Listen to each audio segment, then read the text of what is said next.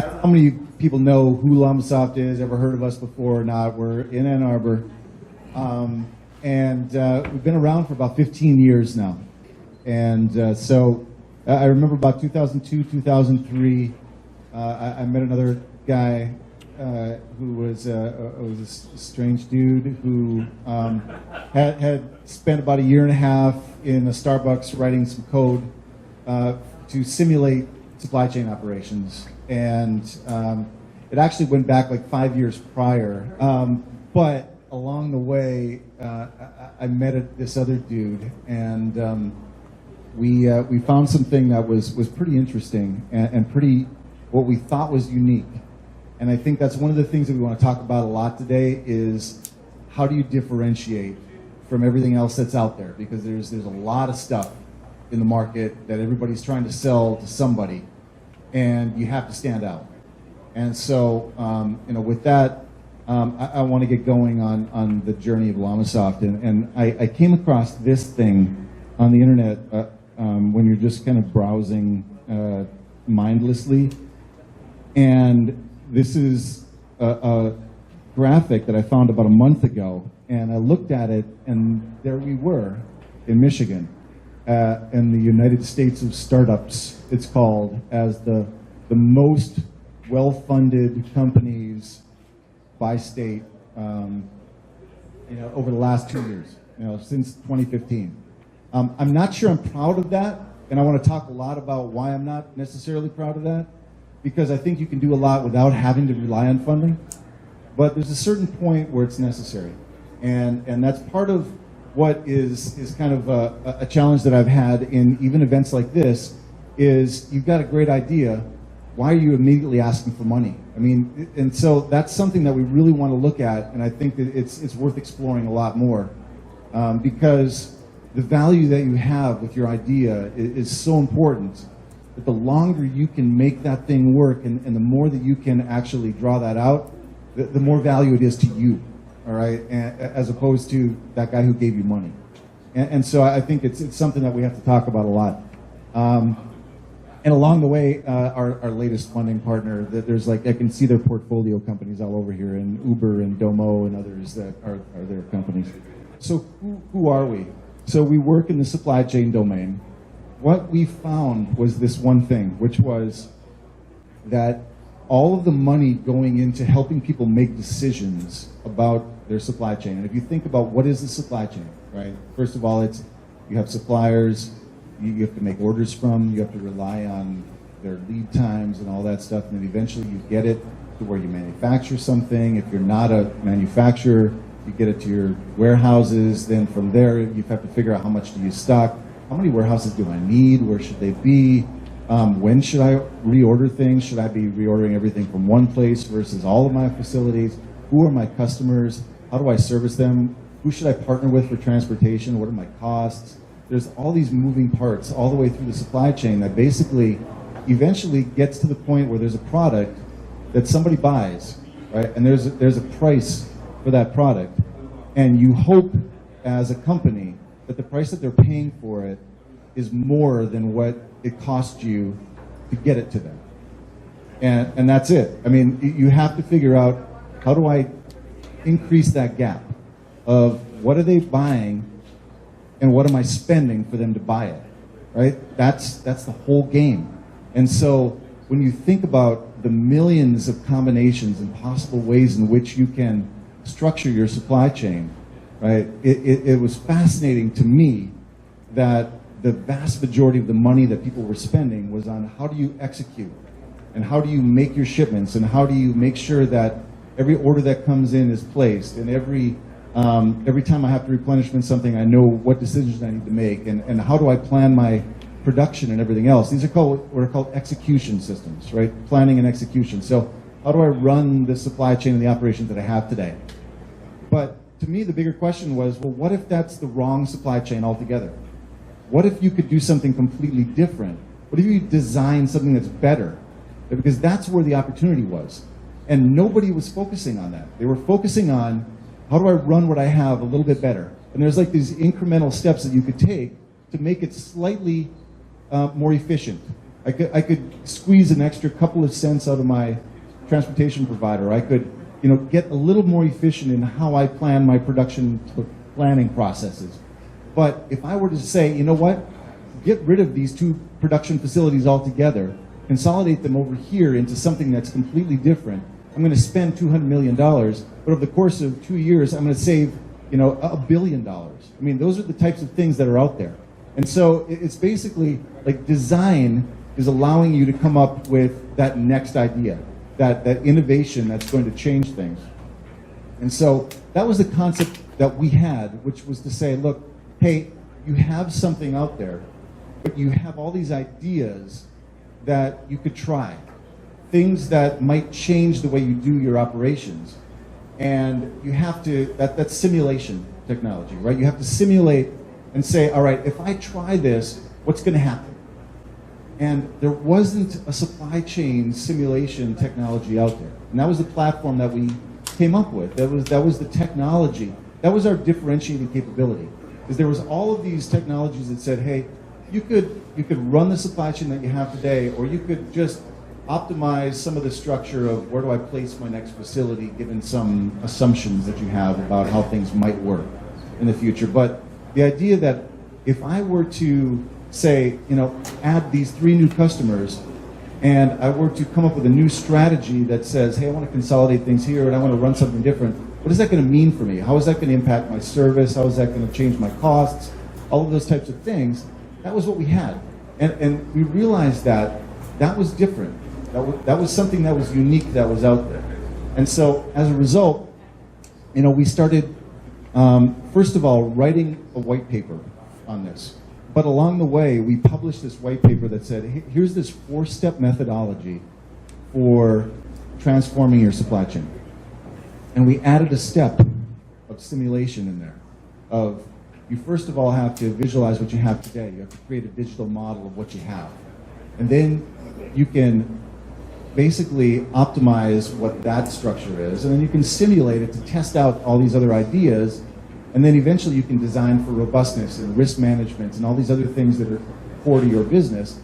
But we added this step that was something that only we did, that nobody else did. And we published that. And we put it out there. And eventually we put a website out there. And this is, over the course of a couple of months. And one day, the website had my cell phone on it as the corporate contact, and it had an address that was somewhat farcical in Ann Arbor. And Unilever called us from the UK and said, look, we just signed this new service level agreement with Walmart, and we promised them 99% plus service of all of our products over the next 5 years. We have no idea if we can even achieve it. We have no idea if we can do it, and we have no idea if we did achieve that, what it's going to do to all of our other customers. And this is Unilever. This is a 50 billion plus corporate, giant out there. And we said, okay, we can help you with that. And so they flew over from the UK, and in the time it took for them to book their trip to come into the Ann Arbor, we basically came up with a logo for La Massaf, and then that address wasn't completely farcical. There was something there. It was above the Del Rio bar in Ann Arbor, and we confiscated that space for the day that they came, and we put logos and stickers up on the walls, and then we hired people, friends and family, to come in and sit at desks and pretend that they worked for us, while we spent the entire day explaining our technology to them. And at the end of it, they left and they said thank you, and they said we're visiting 3 other companies that we think might be able to help us. And we went back to doing our jobs. And it was about 2-3 days later that we got a phone call. It was the +44 area code. I knew it was a UK call. And they were sitting in LaGuardia getting ready to fly back, and they said, we looked at everything, you guys are it. This is it, this is what we need. We have a list that we created in the last 3 days of the 9 things that you guys don't do that we absolutely need before before we can buy your software. So let's talk about that. And basically what ended up happening became actually the entire strategy for our next decade of doing business, which was we find things that are different, that are unique, that our customers need, and then we create contracts that are really flexible in ways that we say, look, yeah, we can do that. And here's what it's going to take, here's what it's going to cost, here's what we need to invest in with you, and you know what, you don't have to pay us anything until you get that. And then we went about solving that problem. And it took us 9 months to build in those additional features and functions. And every 2 weeks, we would send them updates along the way as where we are. Eventually, we got to the point where we sent them the software. They started trying it. They started trying out these things. And you know, at some point, it was about 7 months into the 9, they said, okay, we're sold. You got it. We're ready to buy some software. And they wrote us a check. They bought the first 2 licenses of our product that we call Supply Chain Guru.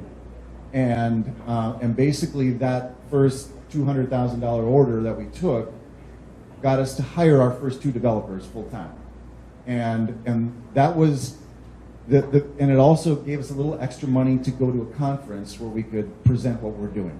And at that conference, we met some people from Dell. We met some people from ConocoPhillips, and we met a couple other companies that were really interested in this whole thing. Those purchase orders got us to hire a couple more developers, and it kind of went from there. It was bootstrap. And when I talk about this whole funding thing, I'm really being completely serious that, you know, the longer that you can hold out and the longer that you can make this thing work on your own, without any additional funding, without any help from anybody else, the more that you can get somebody like a Unilever and a ConocoPhillips and a Dell on your logo page that you put up there, the better off you are. The more value you have as a company, the more reference points you have along the way. And it's unbelievable when you can walk into somebody as a 3, 4, 5 person company, but you can point to these people who have essentially bet their business on you, what that means.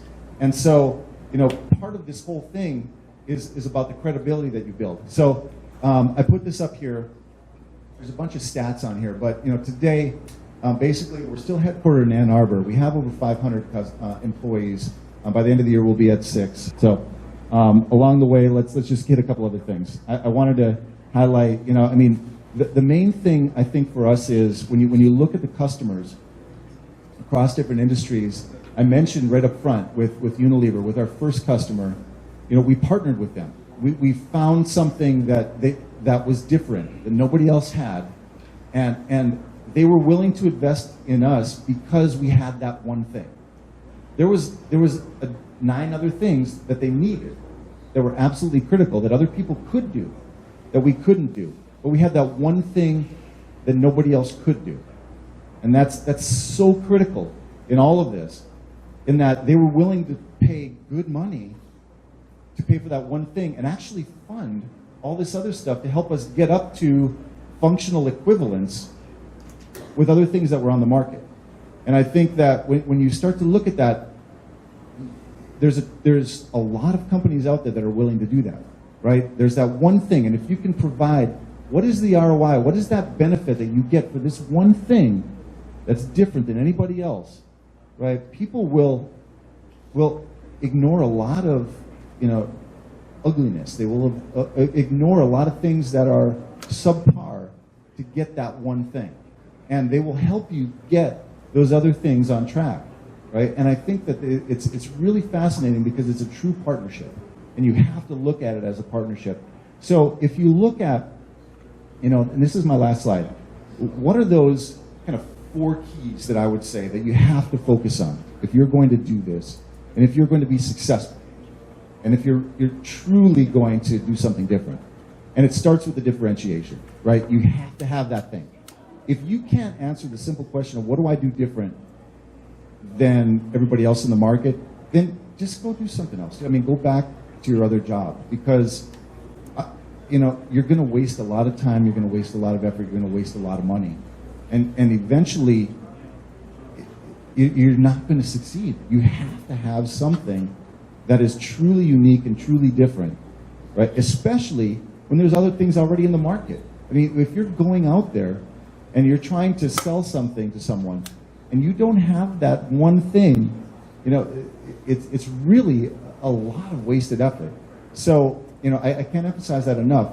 And it leads right into sales strategy, because you don't do a full frontal sales strategy of trying to compete on every feature and every function, right, with those guys that are established competitors and established people in the market.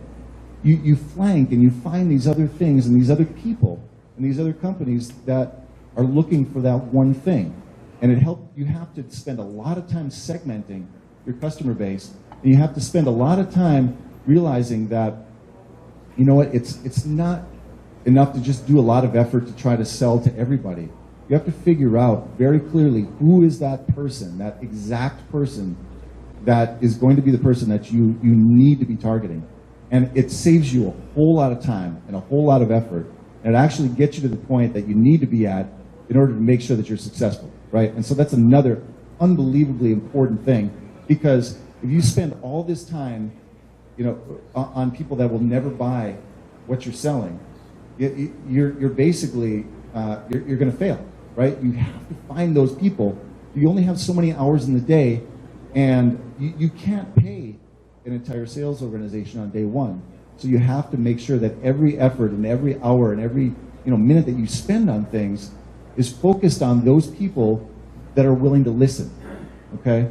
The third thing I think that's really important is that once you actually do make a sale, that you do everything to make sure that they are unbelievably successful, like overwhelmingly successful, and they love you, and they will say great things about you, and they will go above and beyond to make sure that you don't fail, right? So that means that customer satisfaction, and if you think about it, I mean, you could have 100 customers, and that one customer that you failed could completely taint the entire pool. I mean, it's so much.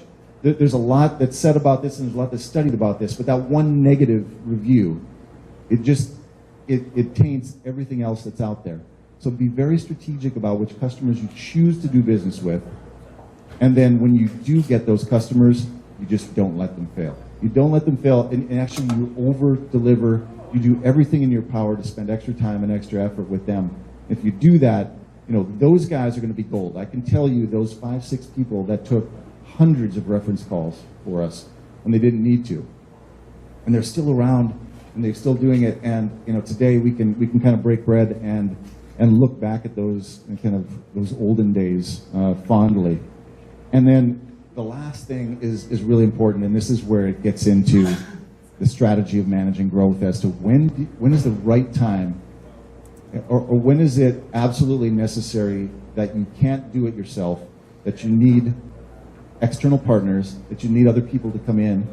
When is the right time? Is it 20 people? Yes, that's about the time, 20, 25 people in the organization, where you don't now manage everybody. Now you have another level that starts to get in there, and then you get another level. There's actually, at what point do you delegate and you have managers that manage people, right? And then you have those managers that manage other people, right? There's these 20, 50, 100 person plateaus that you get to that are so unbelievably important that if you skip that step, again, you're not going to scale. At some point, you are going to fail, because even if the orders do come in and you start to take all of this, if you don't have a way to delegate and you don't have a way to manage and you don't have a way to scale, you're in trouble. And so I think along the way, this is the point where some external advice, some external funding, some external resources come in handy, right? And those are the times that I think are the most important. And so, what I say is, there are certain situations and there are certain IP and there are certain ideas that are so interesting and so important, but need funding immediately and early in order to get them off the ground. You need to do that, right? If it's that differentiating, if it's that important, if you do this and there's nothing else out there, otherwise, postpone it. Postpone it as long as you can until you can get there, right? And along the way, we'll give you some, ideas and some advice on what to avoid. So, perfect. thanks. Well, first, a big round of applause for Toby from Renaissance.